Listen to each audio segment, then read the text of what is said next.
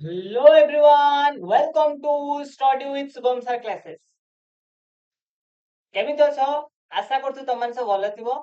ଆଜି ପଢିବା ଆମେ 9th କ୍ଲାସ ର MIL ର ପ୍ରଥମ ଗଦ୍ୟ କଣ ଅଛି ନା ଜାତୀୟ ଜୀବନ। ଠିକ ଅଛି। ଜୀବନ ଭିତରେ ବା ଜୀବନ କାଳ ଭିତରେ ଜାତୀୟତା ଗୁଣ କଣ କଣ ରହିବା ଦରକାର ସେଇ ବିଷୟରେ ପଢିବା। ହେଲା ଜାତୀୟତା କଥା କଣ ମାନେ ସମସ୍ତେ ମିଳିମିଶିକି ଏକଜୁଟ ର ଯୋଉ ଭାବନାଟା ଯାହାକି ମୋ ପାଇଁ ଯୋଉଟା ଠିକ ବା ମୋ ପାଇଁ ଯୋଉଟା ତମ ପାଇଁ ଏଇଟା ସମସ୍ତ ପାଇଁ ସମାନ ଠିକ ଅଛି ତାକୁ କୁହାଯାଏ ଜାତୀୟ। ହେଲା ଲେଖିଛନ୍ତି କିଏ ନା ଲେଖକ ହଉଛନ୍ତି ଆମର ମଧୁସୂଦନ ଦାସ। ଠିକ ଅଛି।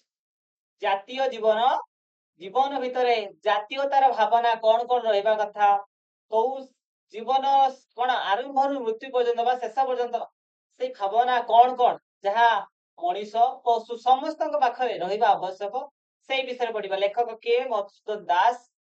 ଏବେ ଯିବା ଲେଖକଙ୍କ ପରିଚୟ ଟିକେ ଗ୍ରହଣ କରିବା। ନା ମଧୁସୂଦନ ଦାସ ଉତ୍କଳ ଗୌରବ ଭାବରେ ପରିଚିତ। ତାଙ୍କର ଆବିର୍ଭାବ 1848 ମସିହାରେ ଆଉ ତିରୋଧାନ 1934ରେ। ସେ ଥିଲେ ଓଡ଼ିଆ ଜାତୀୟତାର ମୂର୍ତ୍ତିମନ୍ତ ପ୍ରତୀକ। ସେ ଥିଲେ ଆଧୁନିକ ଓଡ଼ିଶାର ନବନିର୍ମାତା। କାରଣ ଯେତେବେଳେ ସ୍ୱତନ୍ତ୍ର ଉତ୍କଳ ପ୍ରଦେଶ ଗଠନ ହେଇଥିଲା ମଧୁସୂଦନ ଦାସଙ୍କ ଭୂମିକା ଅତ୍ୟନ୍ତ ଗୁରୁତ୍ୱପୂର୍ଣ୍ଣ। ଠିକ ଅଛି। ତାଙ୍କର ପ୍ରତ୍ୟକ୍ଷ ପ୍ରେରଣା ଓ ନେତୃତ୍ୱରେ ଉତ୍କଳ ସମ୍ମିଳନୀ 1903ରେ ଗଠିତ ହୋଇଥିଲା। ଭାରତର ସର୍ବପ୍ରଥମ ଭାଷାକୁ ଭିତ୍ତି କରି 1936 ଆମ ଓଡ଼ିଶା କେବେ ସ୍ୱତନ୍ତ୍ର ଉତ୍କଳ ପ୍ରଦେଶରେ ଗଠନ ହେଲା? 1936 ମସିହା ଏପ୍ରିଲ ମାସ 1 ତାରିଖରେ ସ୍ୱତନ୍ତ୍ର ଉତ୍କଳ ପ୍ରଦେଶ ତାର ସ୍ୱାଦ ଚାଖିଥିଲା ବା ଗଠନ ହେବାର ସ୍ୱପ୍ନ ସାକାର ହୋଇଥିଲା। ଓଡ଼ିଶାରେ ମାଟି ପାଣି ଓ ଭାଷାକୁ ସେ ପ୍ରାଣ ଭରି ଭଲ ପାଉଥିଲେ। କିଏ? ନା ମଧୁସୂଦନ ଦାସ। ଓଡ଼ିଶାର ଶିଳ୍ପୀ ରାଜନୀତି ଶିକ୍ଷା ଇତ୍ୟାଦି କ୍ଷେତ୍ରରେ ମଧ୍ୟ ତାଙ୍କର ଭୂମିକା ଅତ୍ୟନ୍ତ ଗୁରୁତ୍ୱପୂର୍ଣ୍ଣ।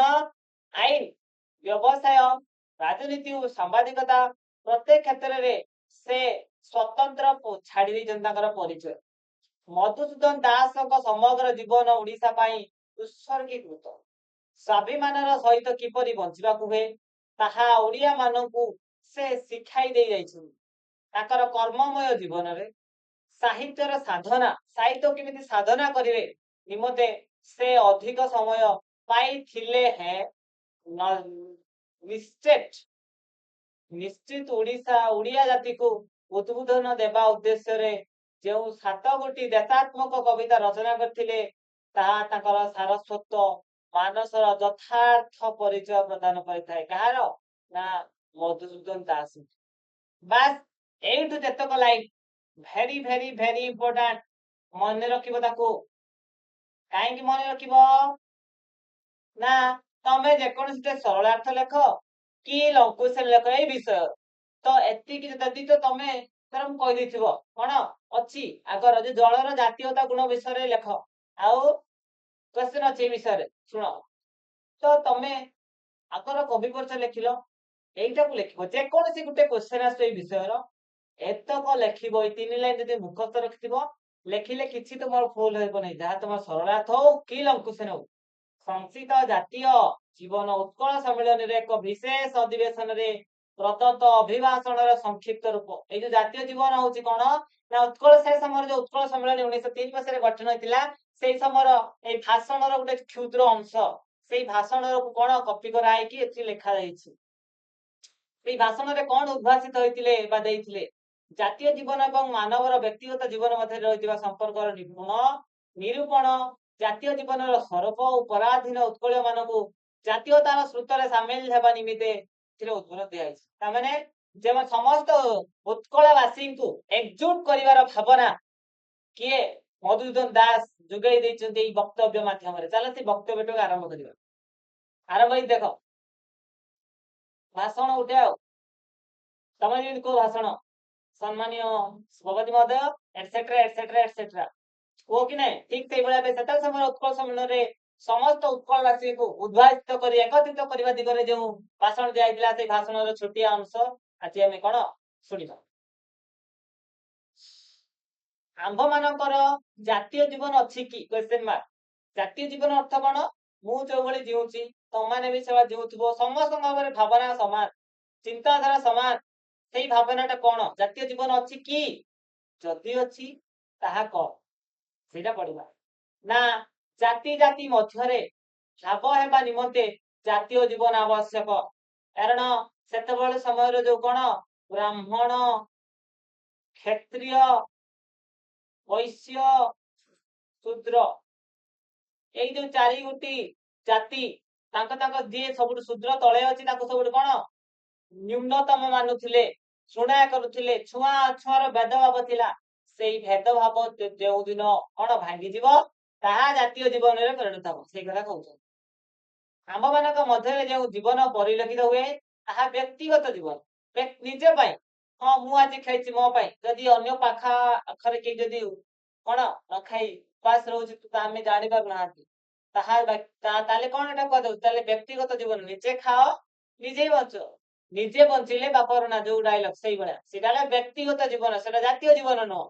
ଜାତି ଜୀବନ କ୍ଷଣସ୍ଥାୟୀ ତାହା କାଲି ଶ୍ମଶାନରେ ଶେଷ ହବ ନିହାତି ଆଜି ତ ସମସ୍ତେ ଜାଣିଛନ୍ତି ଯେ କଣ ଯିଏ ଆଜି ଜନ୍ମ ହେଇଛି କାଲି ନିଶ୍ଚୟ ସେ ଦିନେ ଦିନେ କଣ ତାର ମୃତ୍ୟୁ ହବ ଶରୀରର ଆଭ୍ୟନ୍ତରରେ ଯେଉଁ ଆତ୍ମା ବିଦ୍ୟମାନ ଈଶ୍ୱରଙ୍କ ନିକଟରେ ପହଞ୍ଚେ ଯାହା ଦ୍ୱାରା ଆମେ ଯୋଉ କଣ ଆତ୍ମା ଯୋଉ ଆମ ଶରୀରରେ ଅଛି ଯେଉଁଦିନ ଆମର ମୃତ୍ୟୁ ହବ ସେ ଈଶ୍ୱରଙ୍କ ପାଖରେ କଣ ଯାଇକି ପହଞ୍ଚୁ ଏଇ ଆମର ପାର୍ଥିବ ଜୀବନ ଆକର୍ଷଣୀ ଶକ୍ତି ଅର୍ଥାତ୍ କଣ କଣ ଆକର୍ଷଣ ପାର୍ଥିବ ଜୀବନ ମାନେ ପଥର ଭଳି ପାଷାଣର ଜୀବନ ଯାହା ଆତ୍ମା ଦ୍ୱାରା ପରିଚାଳିତ ହଉଛି ତାହା ଆକର୍ଷିତ ହୁଏ କେମିତି ଅର୍ଥାତ୍ ମୋ ସ୍ତ୍ରୀ ମୁଁ କୁହେ ମୋ ସ୍ତ୍ରୀ ମୋ ଅପତ୍ୟ ମୋ ପିଲା ଛୁଆ ମୋର ସମ୍ପତ୍ତି ମୋ ଘର ଦ୍ୱାର ମୋ ଜମିବାଡି ଭୂତ ପାର୍ଥିବ ଭାବ ଗୁଡିକ ମତେ ପ୍ରତି କ୍ଷଣ ତଳକୁ ଟାଣୁଛି ଏଇ ଯୋଉ ଭାବନା ମତେ ଧୀରେ ଧୀରେ ତଳକୁ ନେଇ ଚାଲିଛି ଉପରେ ସ୍ୱର୍ଗୀୟ ଜୀବନର ଆକର୍ଷଣୀ ଶକ୍ତି ଅର୍ଥାତ୍ ମୋର ପ୍ରାଣ ପରିତ୍ରାଣ ମୋର ଅନ୍ତର ଅନନ୍ତ ବିଶ୍ରାମ ସ୍ଥାନ ମତେ ସର୍ବଦା ଉପରକୁ ଟାଣୁଛି କିନ୍ତୁ ଆତ୍ମା କଣ ଚାହୁଁଛି ଆତ୍ମା ଉପରକୁ ଏଇ ଭାବନା ଆମର ପାର୍ଥିବ ଶରୀରର ଭାବନା ଗୁଡିକ ଆମକୁ ତଳକୁ ଆତ୍ମା ସର୍ବଦା ଉପରକୁ ଟାଣୁଛି ଚତୁଃପାର୍ଶ୍ୱରେ ଅନ୍ୟାନ୍ୟ ଜାତି ଓ ସମାଜ ବିଦ୍ୟମାନ ନୁହେଁ ସେଇ ଜାତି ଓ ସମାଜର ସଙ୍ଗେ ସଙ୍ଗେ ଜୀବନ ମିଳାଇ ଆଳାପ କରିବା ଆଳାପ ମାନେ କଥାବାର୍ତ୍ତା ଭାବ ବିନିମୟ ଏଇସବୁ ଆମ ମାନଙ୍କର ଗୋଟିଏ ପ୍ରଧାନ କର୍ମ ତାମାନେ ଆମେ ସବୁବେଳେ ଅନ୍ୟମାନଙ୍କ ସହିତ କଣ ମିଳିମିଶି ଚଳିବା ଜାତୀୟ ଜୀବନ ପ୍ରତିଷ୍ଠିତ ହେଲେ ଜାତି ଜାତି ମଧ୍ୟରେ ସଦ୍ଭାବ ନିହାତି ଜାତି ଜାତି ମଧ୍ୟରେ ଯେଉଁ ସଦ୍ଭାବ ତହିଁରେ ଉଚ୍ଛେଦ ହେବ ନାହିଁ କିନ୍ତୁ ବ୍ୟକ୍ତିଗତ ସ୍ୱଭାବ ଚିରସ୍ଥାୟୀ ନୁହେଁ ବ୍ୟକ୍ତିଗତ ସ୍ୱଭାବ କଣ ମୁଁ ଖାଇଛି ମୁଁ ବଞ୍ଚିଛି ମୋ ପାଇଁ ତାହା କ୍ଷଣ ଭଙ୍ଗୁର ମନେ ରଖିବ ସେ କଣ ଚିରସ୍ଥାୟୀ ନୁହଁ ବ୍ୟକ୍ତିଗତ ସ୍ୱଭାବ କଣ କ୍ଷଣ ଭଙ୍ଗୁର ନା ବ୍ୟକ୍ତିଗତ ସ୍ୱଭାବ କେହି ଏପରି ବିଚାର କରନ୍ତି ଯେ ଜାତୀୟ ସଦ୍ଭାବ ହେଲେ ବ୍ୟକ୍ତିର ଅସଦ୍ଭାବ ରହିବ ନାହିଁ ବୁଝିହେଲା ତାମାନେ ଯଦି ଜାତୀୟ ଭାବନା ଜାଗ୍ରତ ହେଇଯାଉଛି ତ ବ୍ୟକ୍ତିଗତ ଭାବନା ଦୂରେଇ ଯିବ ଏଇ କଥା କୁହାଯାଉଛି ଏପରି ବିଚାର ଭ୍ରାନ୍ତି ମୂଳକ ଭାବନା ଖାଲି ଜାତୀୟ ଜୀବନ ପ୍ରତିଷ୍ଠିତ ହେଲେ ସୁଦ୍ଧା ଜାତି ଭିତରେ ବ୍ୟକ୍ତିଗତ ବିବାଦ ସମୂଳେ ଲୋପ ପାଇବା ଅସମ୍ଭବ ଯଦିଓ ଆଜି ଆମେ ଜାତୀୟତା ଭାବନାରେ ଜାଗ୍ରତ ହେଇ ଇଂରେଜ ମାନଙ୍କୁ ତଡ଼ି ଦେଇଛନ୍ତି ସତ କିନ୍ତୁ ଏବେ ବି ସୁଦ୍ଧା ଆମ ଭିତରେ ଜାତି ଜାତି ମଧ୍ୟରେ ଯୋଉ ବ୍ୟକ୍ତିଗତ ବିବାଦ ତାହା ଏପର୍ଯ୍ୟନ୍ତ ଲୋପ ହେଇନାହିଁ ନହେଲେ ଯୋଉ ସମାଜରେ ବିଭିନ୍ନ ଘଟଣା ଗୁଡିକ ଆମକୁ ଦେଖିବାକୁ ମିଳନ୍ତା ନାହିଁ ଯଦି ସେ ଲୋପ ହେଇଯାଇଥାନ୍ତା ଏପରି କେହି ମନେ କରିବେ ନାହିଁ ଯେ ଉତ୍କଳୀୟ ବା ଉତ୍କଳରେ ଜାତୀୟ ଜୀବନ ପ୍ରତିଷ୍ଠିତ ହୋଇ ତହିଁରେ ମୂଳଦୁଆ ଦୃଢ ହେଲେ ଆମ୍ଭ ଦେଶର ବ୍ୟକ୍ତିଗତ ବିବାଦ ଆଦୌ ରହିବା ନାହିଁ ଓ ଅଦାଲତ ଗୁଡିକ ଉଠିଯିବ ତାହେଲେ କୁହ ଯଦି ଆମେ ସମସ୍ତେ ଜାତୀୟତା ଭାବନାରେ ଜାଗ୍ରତ ତାହେଲେ କୋର୍ଟ କାହିଁକି ଅଛି ଅଦାଲତ କାହିଁକି ଅଛି ଆଇନ କାନୁନ କଣ ପାଇଁ ଅଛି ନା ସେଇ କଳିକଜିଆ ବା ସେଇ ଯୋଉ କଳହର ଶାନ୍ତି ନିମନ୍ତେ ଅଛି ତାହେଲେ ଏଠୁ ମୁଁ ଜଣା ପଡୁଛି ଜାତୀୟ ଜୀବନ ପ୍ରତିଷ୍ଠିତ ହେଲେ ସୁଦ୍ଧା ବ୍ୟକ୍ତିଗତ ଜୀବନରେ ଯୋଉ ବିବାଦ ଗୁଡିକ ତାହା ସମୂଳେ ଲୋପ ହବ ନାହିଁ ବ୍ୟକ୍ତିଗତ ଜୀବନର ଅସଦ୍ଭାବ ହେଲେ ସୁଦ୍ଧା ଜାତୀୟ ସଦ୍ଭାବ କିଛି ଅଭାବ ଘଟିବ ନାହିଁ ମୁଁ କୌଣସି ଶିକ୍ଷିତ ପଦସ୍ଥ ଉତ୍କଳୀୟଙ୍କ ଠାରୁ ତଳ ଲିଖିତ ମର୍ମରେ ଚିଠି ପାଇଅଛି କଣ ପାଇଛନ୍ତି ଚିଠିରେ କଣ ଲେଖା ହେଇଥିଲା ମୋ ସଙ୍ଗେ ଆପଣଙ୍କ ମନ ମିଳିଲା ନାହିଁ ଅତଏବ ମୁଁ ସମ୍ମିଳନୀରେ କାର୍ଯ୍ୟ କରିବି ନାହିଁ ତାହେଲେ ବୁଝି ହଉଛି ଉତ୍କଳ ସମ୍ମିଳନୀରେ ଯୋଉ ଗଣ୍ୟ ବ୍ୟକ୍ତି ମାନେ ଯୋଗ ଦେଇଥିଲେ ଯେଉଁମାନେ ତାଙ୍କ ଭିତରୁ ଜଣେ ଯୋଗ ନ ଦେଇଥିବା ବ୍ୟକ୍ତିଙ୍କର ଏଇ ଚିଠି ଯେ କି ମଧୁସୂଦନ ଦାସ କଣ କରୁଛନ୍ତି ଆମ ମାନଙ୍କୁ ଦେଖାଉଛନ୍ତି ବା ଏଇ ଜାତୀୟ ଜୀବନ विषय माध्यम कहते कौन कहते से देख से कौन लिखिं जे मोर मन समस्त मन सहित मन मिलवा दरकार से मन मिलला ना जेहेतु मुझे सम्मेलन में जोग देवी ना कि कार्य करी ना एथिरे कारण आम मान जातीय जीवन भाव जातीय जीवन गठित हेले व्यक्तिगत भाव में असद्भाव थिले सुधा जातीय अनुष्ठान समस्त मिलमिशि कार्य कर सन्देह नहीं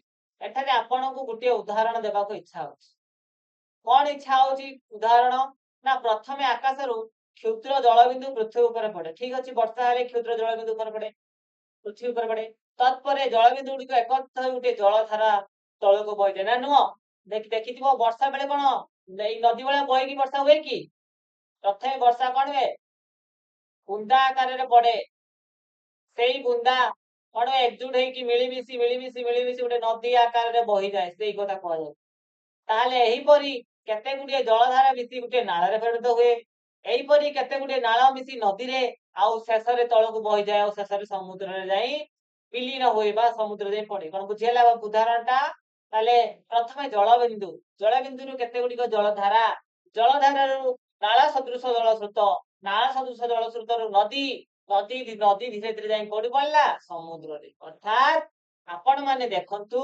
सबु स्थल रे सबु अवस्था जल निजर जातीयता गुण को धारण करिछि कौन जातीयता गुण ना जलर जातीयता गुण होची निम्नगामी कौन निम्नगामी निम्न गति मन रखिब कौन एटा जलर जातीय गुण देख सबु स्थान रे तार जातीय गुण को से धरिछि ऊपर थिला तळ को आइला निम्न को आसिला बहिला तळ को गोडाणिया उच्च रु तळ को गोडाणिया हला बहिला एटा हला निम्न एटा हला उच्च ता निम्न तो बहिला जतरा एटा निम्नगामी हला बुझि पारछ तो सेति पे कहू जलर जातीयता गुण कोन निम्न गति बिंदु जल से गुण विद्यमान और महासमुद्र मध्य निजर जातीयता गुण को हराई पारे नहीं आम मान समस्त मन रखा उचित आम मान जातीय जीवन अच्छे आम कौन से जातीय जीवन को धरिक जदि जल निर्जीव होगी तार जातीय जीवन को धरिकी कौन बहुची आम कौन आम जातीय जीवन को हर सबु अवस्था सबु काल सबु स्थान आम्भे मैंने प्रत्येक जातीय जीवन में टेक रखी कार्य करने एकांत आवश्यक आम मान मध्य जब कहीं भ्रम पड़ी था से भ्रम अति शीघ्र संशोधन करने एकांत आवश्यक तम ताले मन जो मन मनर पार्थक्य हुए से मनर भावना को दूर दूर करने दरकार ना से भावना धीरे धीरे कलह और महाभारत भली समस्यार संभावना सृष्टि करें जेबे कही जन उड़िया जाति को गाली दिए ताहले तुम मन रे राग हुए कहीं कौन पे गाली राग हुए एथिरे कारण निरूपण करबा गले स्पष्ट जना दिव जे यह जातीय जीवन ही चिन्ह तेबे जातीय जीवन चिन्ह आंभ मान मध्य अच्छी तेबे आंभे माने प्रत्येक जे कौन कार्य करू से निजको सर्वप्रथम प्रश्न पचार आवश्यक जे मत कौन से प्रश्न ना मु जो कार्य करुच्ची मो द्वारा जो कार्य मो जातिर निंदा हेब कि नहीं मु मिथ्यावादी हेले कि खुशामत कले ही निंदारे मो जाति भागी हेब कि नहीं ताबले मोर कर्म रे भागीदार मो जाति हेबे कि नहीं प्रश्न करबा दरकार यह प्रत्येक व्यक्तिर बुझा नितांत आवश्यक मते जेबे जणे उपाख्य कहे कथा कहे तेबे मु प्रत्युत्तर कले तद्वारा मो जातिर गौरव वृद्धि हेब कि नहीं तामें तमु जणे गाली करूछि तमे ता गाली दबो तमे जो गाली दबो से जो भाबिया दरकार से गाली द्वारा तम जातिर अपमान होछि ना जाति ऊपर को जाउछि ना निम्न को जाउछि बुझेउ त से कथा कहउछि जातिर मूल्य बढ़िले जातीय लोके तहिरे सुफल भोग करिबा ओ एथिरे संदेह नहीं जापान जाति को विषय रे आंभे मानक सभापति महाशय तांकर वक्तव्य कहिछि कौन ना जापान रो उन्नतिर जातीयता मूल मंत्र कौन ना एउठी कहला जापानी जातिर मूल मंत्र कौन ना मोर प्राण जाऊ किंतु लक्षे जापानी प्राण मोर प्राण जाऊ लक्षे जापानी प्राण जाऊ किंतु जापानी जातिर बा जापानी मानकर मान वृद्धि हो बुझिस तो ना आमे कौन कर दे मु आज खाइछि मु बंचिबी हैला बाटर देखुछन असहाय लोक को सहाय्य करूना यही भावना हमको धीरे धीरे पछकू टाट होछि हमें हेलु कंकड़ा कंकड़ा कौन करे उदाहरण मन कर बढ़िया कथा मन कर गोटे कलसी रे किस कंकड़ा अछि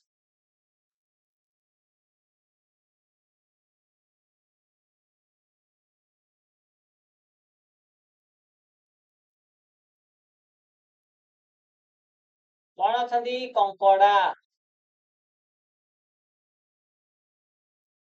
ना जेते बेले गुटे कंकड़ा मन कर पांच पांच जन अछंती ना गुटे कंकड़ा धीरे धीरे धीरे धीरे धीरे धीरे ऊपर को उठिकी बाहर को बाहर चेष्टा करे सेते बेले अन्य कंकड़ाटी तो कौन करे ताको दुई नंबर मन कर एक नंबर कंकड़ा से उठिबा को चाहुतला बा बाहर को आसीबा को चाहुतला सेती समय रे अन्य कंकड़ा दुई नंबर कंकड़ा कौन करछि ताको धर नउछि बुझिबार तमे ताको तळକୁ टाणुछि ता माने तू जा ना जदी जाउछि मते तो से तो नेकी जा कि तो नेकी जाई परियोनी शेषरे से कौन करे सेई भितरे आसिकी से एकान्न कंकड़ा मध्ये सेई भितरे आसिकी पड़िबो एबी हमें कौन बुझिले ना हम जाति हमें केही हम अन्यर उन्नति चाहंती हमें समस्त अन्यर अवनति चाहंती एई भावना हमको धीरे धीरे तळକୁ नै जाय एई भाव किंतु जापानी मानकर भावना कोन जनकर मृत्यु जाऊ लक्ष जनकर मृत्यु जाऊ किछि चिंता नाही किंतु जापानी मानकर मान रे वृद्धि हो ताकर जीवन समस्त तांको एक बा तांको जातीयता भावना को चिन्हंतु जान समस्त भाବରେ पहुंच प्रत्येक जापानी को हृदय रे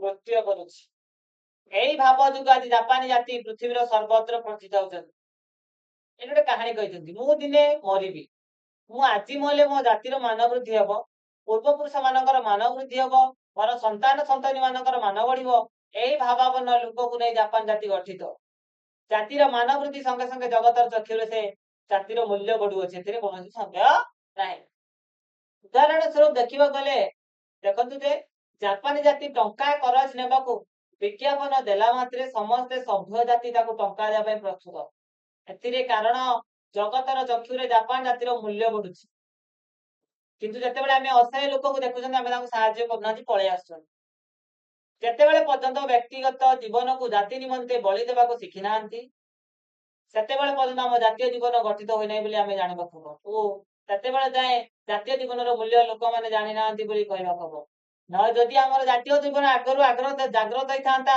ताले हमें 200 वर्ष धरि इंग्रज मानक शासन रे कबलित होई न थांते तापरे शेषरे हम जातीय भावना जागृत होला परे हमें ताकू विताड़ित करछन जदि प्रथम रो जातीय भावना थांता ताले कोनोसी विदेशी हम देश रे कोन आखि उठे कि भी चाहि पार न उदाहरण गुटे कुकुर को आदर सहित हृष्टपुष्ट कर रखंतु ताकू नै गुटे बिलुआ को देखै दियो तमे तम घर गुटे कुकुर को स्नेह जत्न रे पालिबो आ ताकू नै गुटे बिलुआ देखिबो देखिबो बिलुआटी खिंकारिबा माने बिलुआटी ताकू खेदिबा मात्रे देसी कुकुरटी लांज गुंजी जे आपण जाकू पालिथिबे से तम पाख निकट को पळे आसीबो किंतु सेठी जदि गुटे डाहाळ कुकुर माने कोन जे खाद्य अनुसरण रे सबळे थाए जहा मिले खाए जदि डाहाळ कुकुर छुआ को आनंतु ताकू गुटे बाघ देखै दियो देखिबो सेई डाहाळ छुआटी निर्भय रे महाबळ बाघ ऊपर को झपटी दिबो झांप देबो बुझी होची तमे खाए कि हुष्टपुष्ट करथिबा कुकुरटी से बिलुआ को देखिला मन डरी होउला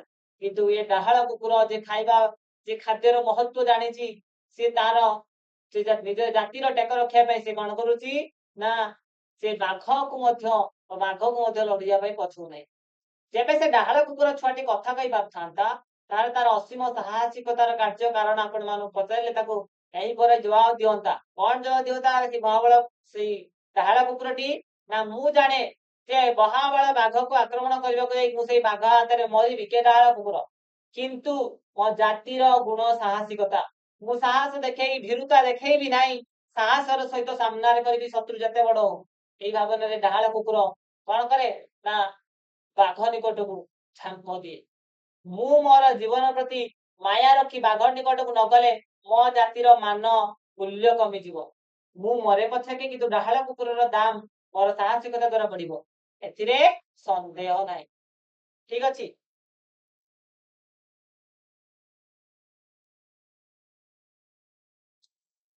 उदाहरण अर्थ यही कि आंबे माने समस्ते कार्य कला बेले थरे आंब मानकर भाबिबा उचित जे मोर एई कार्य द्वारा मो जातिर मान बढ़ुची कि नाही जेबे मते जड़े कु वाक्य कहे आ मु जेबे जानि पारे जे सेई मु सेई कु वाक्य रे प्रत्युत्तर न दे चुप रहिले मो जातिर मान बढ़िबो मो जातिर गंभीरता बढ़िबो ताहाले एपरि स्थल रे नीरव रहिबा एकांत कर्तव्य दुष गुण देखिबा संबंध रे मोर वक्तव्य है जे जुड़िया आखिरु गोटिया आखि बंद कर और गोटिया आखि खोला रख बंद आखि रे अन्य जातिकर दोष गुड़िक देख और खोला आखि रे सेमानकर गुण गुड़िक निरीक्षण कर अर्थात दोष गुड़िक छाड़ी दियो ତାର ଗୁଣ ଗୁଡିକୁ ଦେଖ। ଯେତେବେଳେ ଗୋଟେ ବ୍ୟକ୍ତିର ଭଲ ଗୁଣକୁ ବାଛନ୍ତି, ଭଲ ଗୁଣ ସେ ଖରାପ ଗୁଣକୁ ଧୀରେ ଧୀରେ କମେଇ ଦିଏ। ସେଥିପାଇଁ ଲେଖକ କହିଛନ୍ତି ଯେ ବନ୍ଦ ଆଖିରେ ତମେ ଦେଖିପାରିବ, ବନ୍ଦ ଆଖି ଦୋଷ ଦେଖିବ ମାନେ ହେଲା ସେ ଦୋଷ ଗୁଡିକୁ ଛାଡି ଦିଅ। ଆଉ ଏ ଖୋଲା ଆଖିରେ ତାର ଗୁଣ ଦେଖ, ତାହେଲେ ଗୋଟେ ବ୍ୟକ୍ତିର ତା ଦୋଷ ଛାଡ।